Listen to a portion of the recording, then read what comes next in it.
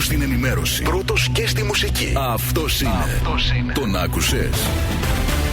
Αυτός είσαι.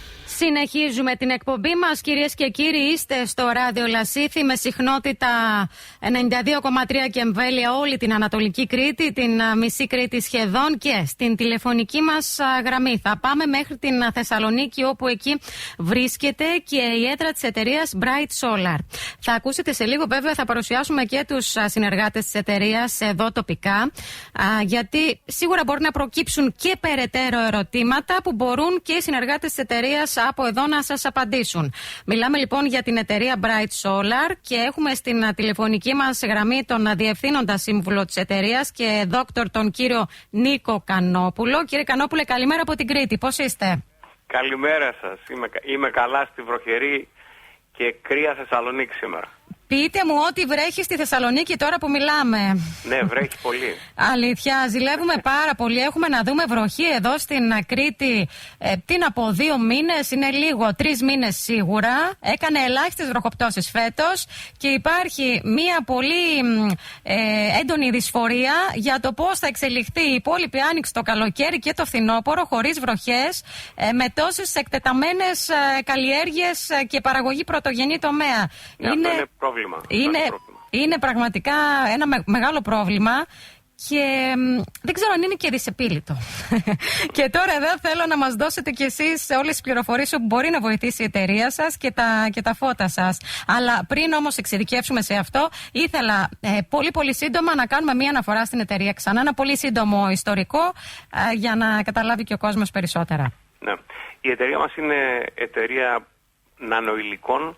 Αναπτύσσουμε υλικά τα οποία εναποθέτουμε σε γυαλί και οι εφαρμογές τις οποίες επικεντρωνόμαστε είναι παραγωγής ενέργειας.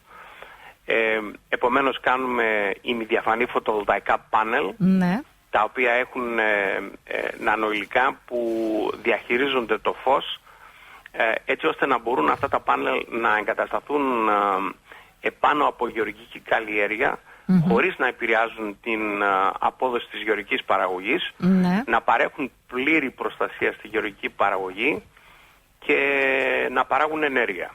Μάλιστα. Αυτή τη στιγμή κατασκευάζουμε αυτά τα προϊόντα στην Κίνα και Ινδία, αλλά φτιάχνουμε το δικό μας εργοστάσιο στην Πάτρα και στο τέλος του χρόνου αυτά τα ημιδιαφανή φωτοβολταϊκά πάνελ θα κατασκευάζουν πλέον στην Ελλάδα σε μια γραμμή παραγωγής η οποία θα συνδυάζει και την εναπόθεση των νανοηλικών αλλά και την συναρμολόγηση του ηλιακού πάνελ, και κατά αυτόν τον τρόπο αυτή η γραμμή θα είναι μοναδική στον κόσμο. Πάρα πολύ ωραία και μπράβο για αυτή την πρωτοτυπία και την πρωτοπορία, θα έλεγα. Επομένως, μιλάμε, κύριε Κανόπουλε, για εξοικονόμηση ενέργειας. Εγώ θα έλεγα και εξοικονόμηση χώρου και γης ταυτόχρονα, έτσι δεν είναι? Τριπλή χρήση γης. Ναι, μπράβο. Γιατί εξοικονόμηση ενέργειας παράγεις καθαρή ενέργεια, την οποία είτε μπορείς να την χρησιμοποιήσεις στο χωράφι, είτε μπορείς να την αντισταθμίσεις με ενέργεια που καταναλώνει σε διάφορα σημεία. Αυτό επιτρέπεται στους αγρότες, είτε φυσικά να την πουλήσεις στο δίκτυο. Πάρα πολύ ωραία. Θέλω λοιπόν τώρα λίγο να εξειδικεύσουμε πάνω σε αυτό. Εδώ, σε όλη την Κρήτη βέβαια, αλλά και στην Ανατολική, Τιμπάκη, Μεσαρά, όπως και η Ιεράπετρα που είναι η έδρα μας, και πιο ανατολικά ακόμα, έχουμε πάρα πολλές καλλιέργειες θερμοκηπιακές. Επομένως, σε πρακτικό επίπεδο θέλω να το δούμε λίγο αυτό. Μιλάμε για παράδειγμα, αν υπάρχει μια καλλιέργεια 5 στρεμμάτων, έτσι, σε όλη τη στέγη τη θερμοκηπιακή τοποθετούνται αυτά τα πάνελ? Θα μου πείτε, έχει να κάνει με την ενέργεια που θέλεις εσύ να παράξεις ή να χρησιμοποιήσεις, έτσι? Σωστά. Σωστά. Και φυσικά με την αδειαδότηση για το φωτοβολταϊκό κομμάτι του πάρκου. Ναι. Προφανώς μπορεί όλη η οροφή του θερμοκηπίου σε όλη την οροφή να τοποθετηθούν ηλιακά πάνελ αυτού του είδους. Στα μόνα σημεία που δεν τοποθετούμε ηλιακά πάνελ, τα σημεία που κινούνται, δηλαδή τα παράθυρα, παραδείγματος χάρη, που χρησιμοποιούνται για τον εξαερισμό του θερμοκηπίου, εκεί δεν έχουμε ηλιακά πάνελ, έχουμε συμβατικό γυαλί. Τα σημεία όπου έχουμε σταθερή κάλυψη στην οροφή, μπορούμε να βάλουμε φωτοβολταϊκά πάνελ. Η διαπεραστικότητα του πάνελ και ως εκ τούτου η μέγιστη εγκατεστημένη ισχύ εξαρτάται φυσικά από το τι καλλιεργούμε στο θερμοκήπιο. Ναι. Εννοείται τι καλλιεργούμε. Εννοώ σαν τι γεωργικά προϊόντα. Όσο περισσότερο φως χρειάζονται τα φυτά, ναι. τόσο μεγαλύτερη διαφάνεια απαιτείται για το πάνελ. Όσο μεγαλύτερη διαφάνεια, τόσο μικρότερη ισχύ είναι εγκατεστημένη στο πάνελ. Ναι, σωστά, κατάλαβα. Και συνάμα προστατεύεται και η οροφή από τις καιρικές συνθήκες, έτσι, καταλαβαίνω με τη χρήση αυτή. Ναι, προφανώς η οροφή είναι... Όπως η οροφή, υπάρχει πλήρης κάλυψη, κάθε θερμοκηπίου λοιπόν. Και επειδή αυτό είναι γυάλινο προφανώς, έχει μεγαλύτερη ανθεκτικότητα και μεγαλύτερη αντοχή στις καιρικές συνθήκες και δεν χρειάζεται να αλλάξει για 30 χρόνια. Κάτι που είναι διαφορετικό με τα πλαστικά θερμοκηπία, όπου το πλαστικό χρειάζεται κάθε 5-6 χρόνια να ανανεώνεται.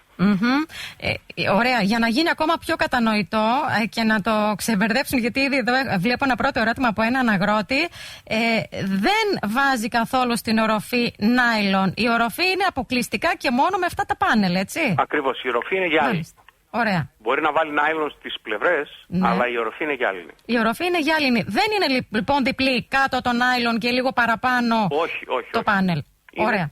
Μόνο το γυάλινο. Ωραία. Είπατε κάτι περί αδειοδότησης που εδώ θέλω να δώσουμε επίσης κάποιες διευκρινήσεις και επίσης ήδη μας ρωτούν για την ανθεκτικότητα αυτού του προϊόντος, κύριε Κανόπουλε, να βοηθήσουμε λίγο εδώ τους παραγωγούς μας. Η ανθεκτικότητα του προϊόντος είναι, αυτά τα προϊόντα καταρχήν είναι πιστοποιημένα βάσει διεθνών στάνταρ και η ανθεκτικότητα είναι μεγαλύτερη από την ανθεκτικότητα του γυαλιού, του κοινού γυαλιού που χρησιμοποιείται σε ένα θερμοκήπιο και φυσικά είναι όπως η ανθεκτικότητα των κοινών φωτοβολταϊκών πάνελ.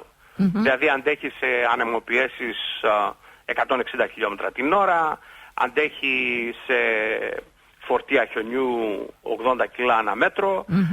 Υπάρχει δηλαδή ανθεκτικότητα η οποία δύσκολα να καθθεί σε συνθήκες Ελλάδος, εκτός φυσικά άμα γίνει κάτι εντελώς καταστροφικό όπως ο Ντάνιελ ας πούμε και πλημμυρίσει το θερμοκήπιο με νερό. Κατά τα άλλα δεν υπάρχει κανένα πρόβλημα με την ανθεκτικότητα της κατασκευής.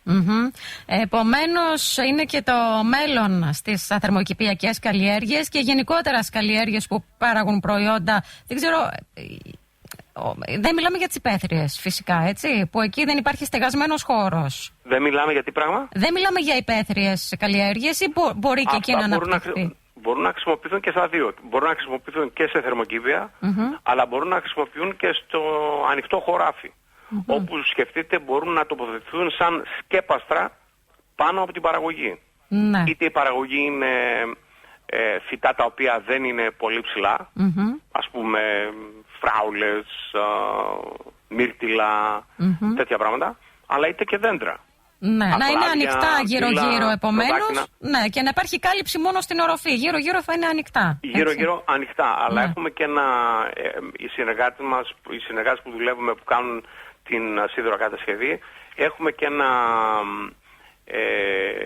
design στο οποίο δίπλα, δηλαδή τα πλαϊνά, μπορούν με ηλεκτρικό μοτέρ να κλείνουν με πλαστικό. Εάν αυτό είναι σαν κάτι έξτρα, εάν το επιλέξει ο παραγωγός. Επομένως, παραδείγματος χάρη, κάτι τέτοιο μπορεί να γίνει σε τούνελ που καλλιεργούν φράουλες. Το έχεις εντελώς ανοιχτό, αλλά αν θέλεις να προφυλάξεις τα φυτά σε μια... κάποτε που κάνει κρύο ή αν υπάρχει πολύ κακοκαιρία και θες να κλείσεις τα διπλανά, τότε μπορούμε να το κάνουμε αυτό με ηλεκτρικό κοντρόλ, δηλαδή χωρίς να χρειάζεται κάποιους εργάτες ας πούμε, να κάνει αυτή τη δουλειά, αλλά αυτόματα. Ναι. Αναφερθήκατε προηγουμένως σε μία παράμετρο που θέλω να την αναπτύξουμε λίγο παραπάνω. Ναι. Είπατε ακόμα και πώληση ηλεκτρικού ρεύματος, έτσι, αφού εξοικονομήσουμε αρκετή ηλιακή ενέργεια. Αυτό γίνεται εύκολα, γίνεται με σιγουριά εκ των προτέρων πριν έχουμε την τοποθέτηση αυτών των πάνελ? Αυτό εξαρτάται από την αδειοδότηση του φωτοβολταϊκού κομματιού της εγκατάστασης. Περιμένουμε τώρα το Υπουργείο Περιβάλλοντος να εκδώσει ένα καινούργιο νομοθετικό πλαίσιο για αγροφωτοβολταϊκά, όπου εκεί θα καθορίζονται ποιοι είναι οι κανόνες για την αδειοδότηση αυτών των εγκαταστάσεων και την πώληση της ενέργειας στο δίκτυο. Αυτή τη στιγμή υπάρχει ένα πρόγραμμα το οποίο ανακοίνωσε το Υπουργείο Γεωργίας, που είναι φωτοβολταϊκά στο χωράφι, μέχρι 30 κιλοβάτ για net metering και 50 κιλοβάτ για net billing, αλλά περιμένουμε και ένα άλλο νομοθέτημα μάλλον υπουργική απόφαση από το Υπουργείο Ενέργειας, όπου εκεί θα υπάρχει και το νομοθετικό πλαίσιο για πώληση ενέργειας στο δίκτυο. Άρα, και αν ρωτούσαμε, γιατί έχουν ξεκινήσει και ρωτούν για κόστος αναστρέμα και απόσβεση, η απόσβεση διαφέρει αν κάνεις πώληση ενέργειας στο δίκτυο ή αν τη χρησιμοποιήσεις μόνο για σένα, έτσι. Η απόσβεση εξαρτάται φυσικά από την διαφάνεια του φωτοβολταϊκού πάνελ και είναι μεταξύ 3 και 5 χρόνια, ανεξαρτήτου το πώς διαχειρίζεσαι την ενέργεια, χωρίς να λαμβάνεται υπόψη όμως, ιδίως σε ανοιχτές καλλιέργειες,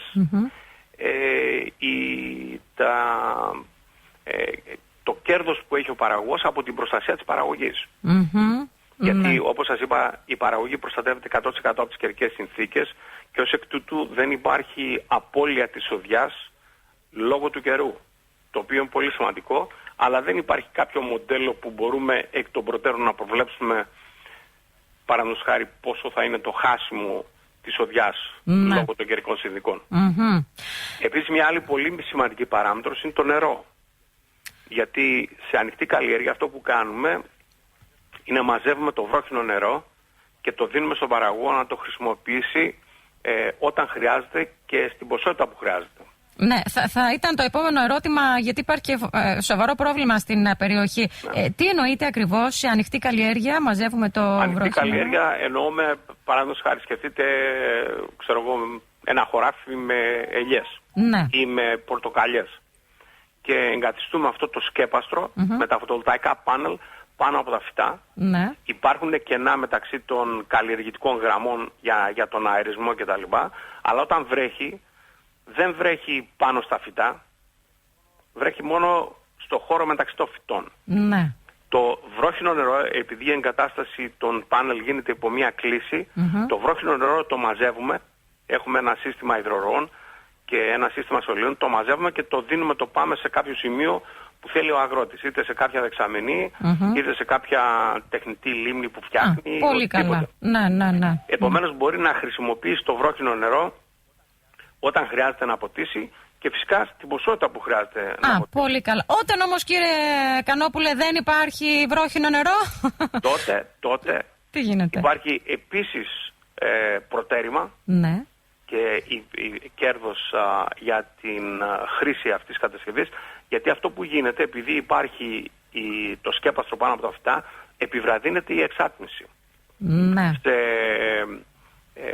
Μένει περισσότερη υγρασία δηλαδή μέσα στο χώρο. Ακριβώς. Σε μελέτες που έχουμε κάνει με συνεργάτες μας στην Ισπανία, πάνω από ελαιώνες, το αποτέλεσμα ήταν ότι η χρήση νερού περιορίστηκε, ήταν λιγότερη 20 με 40%.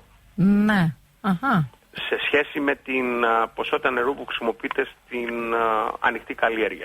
Αν είναι έως και 40%, νομίζω ότι είναι ένα σοβαρό κέρδος της επιχείρησης, έτσι, στο κομμάτι της υγρασίας μέσα στην καλλιέργεια. Ήδη αντιμετωπίζει δηλαδή προβλήματα για το νερό που χρησιμοποιείται για την άρδευση αγροτικών προϊόντων, και σε πολλές περιπτώσεις το νερό είναι από τις γεωτρήσεις, βγαίνει φάλμυρο, το οποίο δεν είναι πολύ καλό. Και ένας τρόπος, έχουμε αυτή τη στιγμή στη συνεργασία μια εταιρεία από την Νορβηγία, όπου μπορούμε να κάνουμε αφαλάτωση σε μεγάλα βάθη όμως, πάνω από 200 μέτρα, στο μέτρο που είμαστε περίπου 5 χιλιόμετρα από την ακτή, και να φέρουμε, ο αφαλατής δηλαδή είναι βυθισμένος στο βυθό, δεν υπάρχουν απόβλητα και μπορούμε να φέρουμε περίπου 7.000 κυβικά, να παράγει κάθε μονάδα 7.000 κυβικά νερού τη μέρα. Όπου χρειάζεται ενέργεια όμως, και την ενέργεια την προμηθεύουμε εμείς χρησιμοποιώντας τα δικά μας τα πάνελ. Τα πάνελ που είπαμε, ναι, την εξοικονομήση από την χρήση των πάνελ. Ναι. Επομένως, κέρδος και σε αυτό, γιατί είναι πολύ σημαντικό, ξαναλέω, για την Κρήτη που είναι αρκετά ξηροθερμική τα τελευταία χρόνια και ειδικά μήνες δύσκολους, έτσι, που υπάρχει και υψηλή παραγωγή. Τώρα, είπα για μήνες δύσκολους. Εδώ και 1,5 μήνα, και είναι πολύ εύστοχο το ερώτημα ενός φίλου ακροατή που είναι αγρότης και θέλει να σας ρωτήσει το εξής. Γίνεται η διαδικασία, επειδή υπάρχει έντονη ηλιακή ακτινοβολία, παρατηρούμε όλους τους αγρότες να ανεβαίνουν στις οροφές των θερμοκηπίων και τα νάιλον να τα ασπρίζουν. Με το γνωστό προϊόν το στόκο που λέμε εδώ, έτσι σε υγρή μορφή, αυτό μετά ξεραίνεται και δημιουργεί ένα επίστρωμα ώστε να μην υπάρχει τόσο έντονη ηλιακή ακτινοβολία μέσα στην καλλιέργεια. Τι γίνεται όμως όταν χρησιμοποιήσουν τα πάνελ της εταιρείας σας?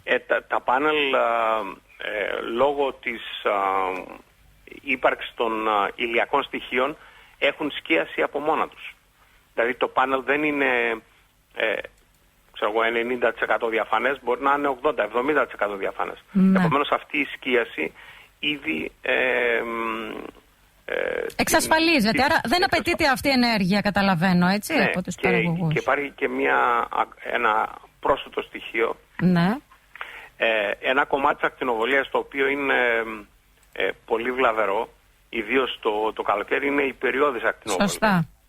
Τα υλικά τα οποία χρησιμοποιούμε εμείς και τα οποία αναποθέτουμε στο πάνελ απορροφούν την υπεριώδη ακτινοβολία και κάτω από το πάνελ και την μεταθέτουν στο κόκκινο, εκεί που τα αυτοσυνθέτουν. Επομένως, το ηλιακό φως που υπάρχει πάνω από το πάνελ έχει υπεριώδη ακτινοβολία, αλλά το φως το οποίο περνάει από το πάνελ δεν έχει υπεριώδη ακτινοβολία, που είναι υψηλής ενέργειας και είναι βλαβερή για πολλές καλλιέργειες, αλλά έχουν περισσότερη φωτοσυνθετική ακτινοβολία, που είναι το κόκκινο χρώμα. Είναι κόκκινο και μπλε, αλλά εμείς παίρνουμε το υπεριόδος και το κάνουμε κόκκινο. Μάλιστα. Και θέλω τώρα να εστιάσουμε στο τέλος της συζήτησης στο εξής. Καταρχήν να μας πείτε εδώ τοπικά ποιος είναι ο συνεργάτης σας, ο αντιπρόσωπος της εταιρείας σας, Bright Solar, για να έρθουν σε επαφή οι αγρότες μας, και θέλω να μας πείτε ακριβώς ποια διαδικασία θα ακολουθηθεί. Θα γίνει μια συζήτηση, θα γίνει μια μελέτη του χώρου, έτσι, στην πορεία, θα βγει σίγουρα ένας προϋπολογισμός του έργου. Σε περίπτωση που συμφωνήσει ο ενδιαφερόμενος, προχωράει η διαδικασία, έτσι, να δούμε λίγο τους χρόνους και τα υπόλοιπα διαδικαστικά. Ναι. Επειδή προσπαθούμε να δίνουμε λύσεις στους αγρότες, αυτό που λέμε με το κλειδί στο χέρι, δηλαδή και την κατασκευή του υποστηλώματος, τη σιδηροκατασκευή δηλαδή, και φυσικά την τοποθέτηση των ηλιακών πάνελ, και προσπαθούμε να συνεργαζόμαστε, γιατί εμείς δεν κάνουμε το υποστήλωμα, το κάνουν συνεργάτες μας. Να συνεργαζόμαστε με ανθρώπους οι οποίοι είναι σε αυτή τη δουλειά.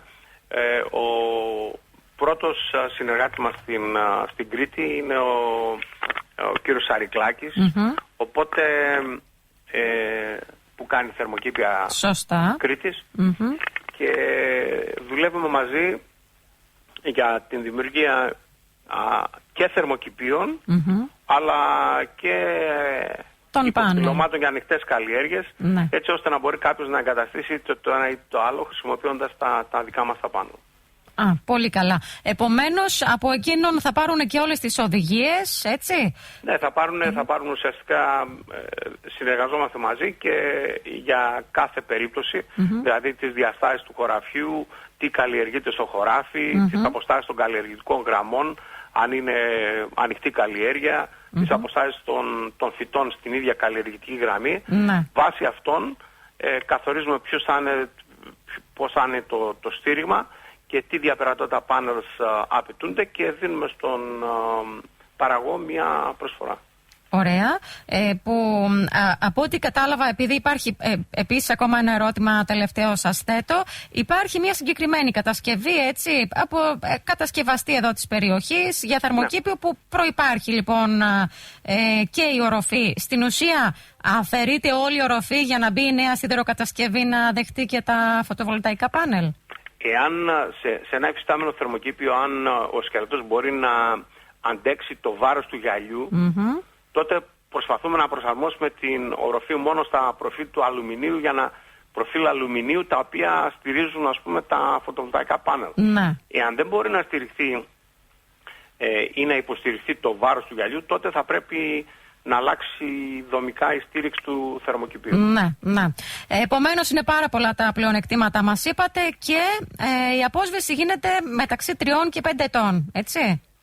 Ναι, η απόσβεση γίνεται μεταξύ 3 και 5 ετών και μετά ο παραγωγός έχει, ας πούμε, εξαρτάται τι συμβόλαιο θα απογράψει για την ενέργεια, έχει 15 χρόνια ένα πρόσθετο εισόδημα ή έχει ωφέλη από την εξοικονόμηση ενέργειας.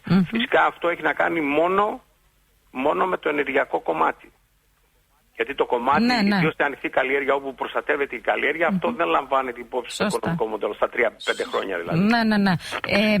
Αυτό περί αδειοδότησης λίγο να αναφέρουμε. Είναι εννοείται κρατική αδειοδότηση που απαιτείται? Για το θερμοκήπιο απαιτείται έγκριση τύπου, το οποίο γίνεται μέσω του ΕΛΓΟ Δήμητρα, και είναι μια πολύ βατή και σχετικά εύκολη διαδικασία. Για την ανοιχτή καλλιέργεια δεν υπάρχει κάποιο είδος ειδικής αδειοδότησης. Μάλιστα, ωραία. Εκτός από το κομμάτι το φωτοβολταϊκό. Ναι. Δηλαδή άδεια παραγωγής, όροι σύνδεσης κτλ. Καλώς. Εγώ κρατώ ότι υπάρχει ενδιαφέρον από την περιοχή, σύμφωνα με τα ερωτήματα που δεχτήκαμε και όλα από τους παραγωγούς. Πλέον πρέπει να αλλάζουμε, καθώς προχωράνε και η τεχνολογική ανάπτυξη είναι τόσο γρήγορη, αυτό θέλω να πω, πρέπει να αλλάζουμε κι εμείς επίπεδα, έτσι. Και πρέπει, μια και μιλάμε ειδικά για προηγμένα υλικά νανοτεχνολογίας, να ακούσουμε την επιστήμη και την τεχνολογία. Σίγουρα τα πλεονεκτήματα είναι πολλά και έχουν πολλά να μας δώσουν. Σας ευχαριστώ, κύριε Κανόπουλε. Εγώ σας ευχαριστώ για τη φιλοξενία. Να είστε καλά. Καλή συνέχεια εύχομαι. Καλημέρα. Και σε εσάς. Γεια σας. Γεια. Αυτός ήταν, κυρίες και κύριοι, ο Διευθύνων Σύμβουλος από την εταιρεία Bright Solar. Περισσότερα από τον κύριο Σαρικλάκη εδώ στην Ιεράπετρα.